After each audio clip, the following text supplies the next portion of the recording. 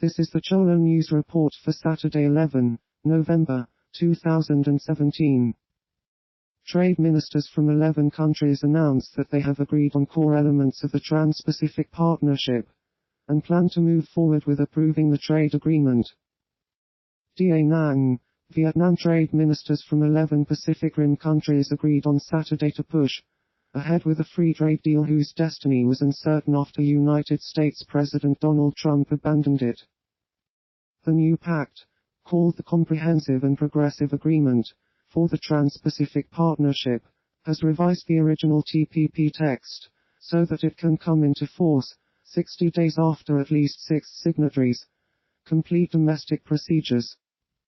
In coming to the agreement, the 11 countries reached a consensus on suspending 20 clauses in the original text if Washington stays out of the pact, including 11 related to intellectual property, a major concern of the United States. The Turnbull government loses its parliamentary majority after Liberal Party MP John Alexander resigns from the Australian House of Representatives due to likely holding British dual citizenship. Mr. Alexander's resignation 5 days after Fairfax Media revealed he was likely a dual citizen by dissent will trigger a by-election in the former tennis champion's Sydney seat of Bennelong, and means Prime Minister Malcolm Turnbull has lost his parliamentary majority. In the Queensland state election, Mark Thornton is facing calls for disendorsement after jokes about domestic violence were posted on the Facebook page of his sex shop. France's Nuclear Safety Institute, ERSN, picks up traces of ruthenium-106, suggesting a nuclear accident took place in either Russia or Kazakhstan in late September and early October. There has been no impact on human health or the environment in Europe, a French official stressed, but he added that detection of such a cloud was absolutely not normal.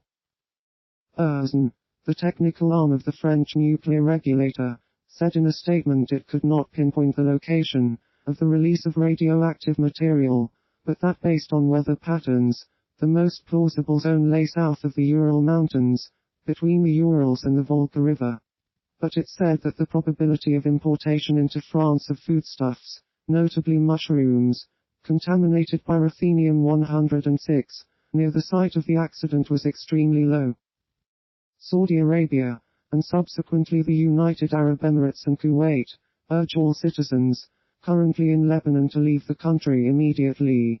Recently, Saudi Arabia declared that a missile attack on its airport from Yemen was an act of war by Lebanon. Saudi Arabia's official news agency SPA quoted a source in the Foreign Ministry on Thursday as saying due to the situations in the Republic of Lebanon, the official source at the Ministry of Foreign Affairs stated that the Saudi nationals visiting or residing in Lebanon are asked to leave the country as soon as possible.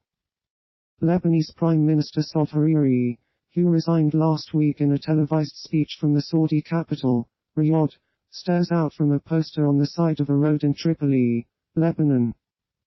And though some in Lebanon have blamed Hezbollah for his father's assassination, Hariri has struck a moderate tone with regard to the group, telling Pers Rachel Martin earlier this year that this is something that I cannot take personal. French President Emmanuel Macron makes an unscheduled visit to Saudi Arabia, amidst an escalating crisis between the kingdom and Lebanon. France is a close partner of Lebanon. His trip comes days after Lebanese PM Saad Hariri resigned while in Riyadh, saying he feared for his life. Mr. Macron and Saudi officials also discussed the crisis in Yemen, where Riyadh is leading a war against rebels. Ahead of his Taha visit to Riyadh, Mr. Macron said all Lebanese officials should live freely, which means having a very demanding stance on those who could threaten any leader.